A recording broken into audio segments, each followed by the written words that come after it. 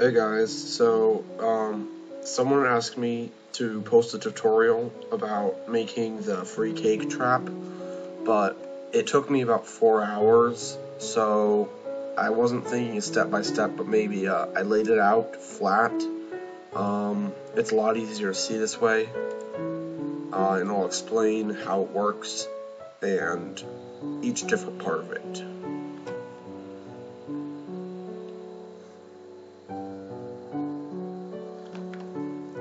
Alright, so this is my fake cake trap world.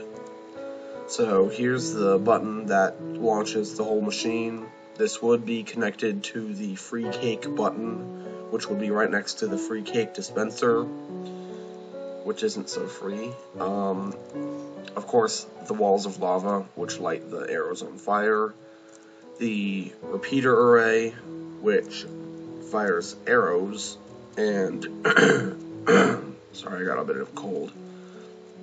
On the back here, I've just got redstone running all the way along. It powers the ones right next to it and below it on the same level.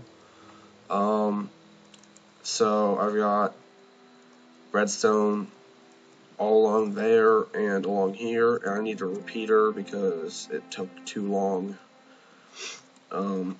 So the signal from the button goes along here, and it goes straight to this RS NOR latch, which is a switch. And what happens is when you input to the unpowered side, that side becomes powered and outputs constant power, and the other side stops outputting power. And then when you power the opposite side, it turns off the other one, which stops outputting power, and this one starts outputting power, which is irrelevant in our case because we only need it to power during half of the cycle. So the power from the latch goes down to here and to this inverter, which switches the signal, and then to this inverted door switch, which makes the door, when it's powered, it closes the door, and when it's unpowered, it opens the door. I just didn't want to use an extra redstone torch for an inverter or a repeater. So that's constantly powered by the switch, and so it keeps the door open as long as the switch is on this side. Now the power also goes to here, and this is a vertical wiring repeater array. That's what I called it. Basically, because each redstone torch takes just a few halves of a second to switch states, when you send power into here, it takes a bit of time to switch this one to the next state, a bit of time to switch this one to the next state, and a bit of time to switch this one. So it takes a bit of time to go up, and a bit of time to go down, and a bit of time to go up, and a bit of time to go down. And this is a flat repeater array, which is another method of introducing a delay into your signal. And so it's just a bunch of repeaters all hooked up together, and just like this one, they take a bit of time in between each repeater to switch states, and then after a while the signal is relayed out to the switch, turning it off, shutting off the door, and whatnot. This is a 5-torch clock. It's constantly on and off, on and off. It never burns out. If you try to do a 3-torch clock, it doesn't work too well. Let's see. I think this will work. Let's try making a 3-torch clock and see how badly it fails.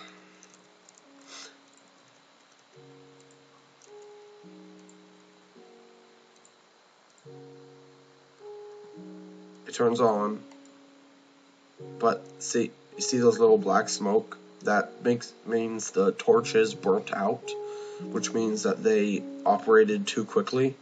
So when the torch is burnt out, you're screwed, your timer doesn't work anymore, your whole system fails. So both the switch and the timer input into an AND gate, which only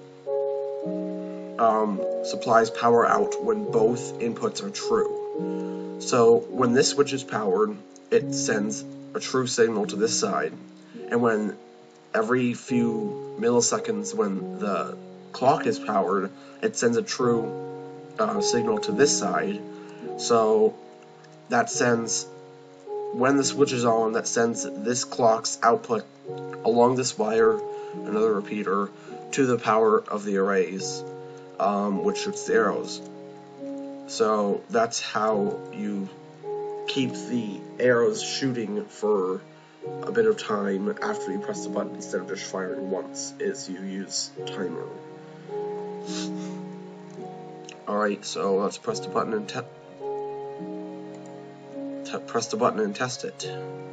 So that door will close. The power will start going through the repeaters at the same time that the switch is turned on, which sends power to this AND gate, which tells the repeaters to fire every time the clock says on, so it'll go boom, boom, boom. And then once the timer has finished its timing, it turns the switch off, which turns the output off to here, which means no more firing. So that's how you make it reusable. So every time you press the button, it fires a few arrows and then it stops, and you can press the button again.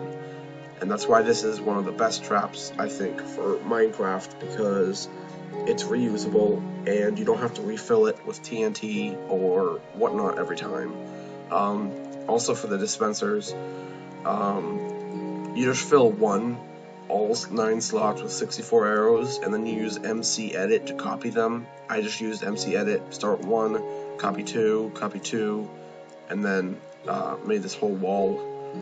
It worked a lot better than having to fill them up by hand. Alright, so let's press the button. Fire!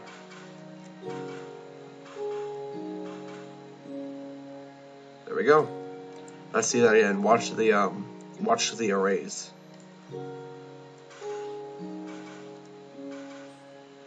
See how the torches switch? They like click, click, click, click, click, click. That's what tells the dispensers to stop firing after a while. So thanks for watching. That's how the free cake trap works. You just have to find out how to fit this all underground. It's pretty tough. Good luck. Thanks for watching. See you later.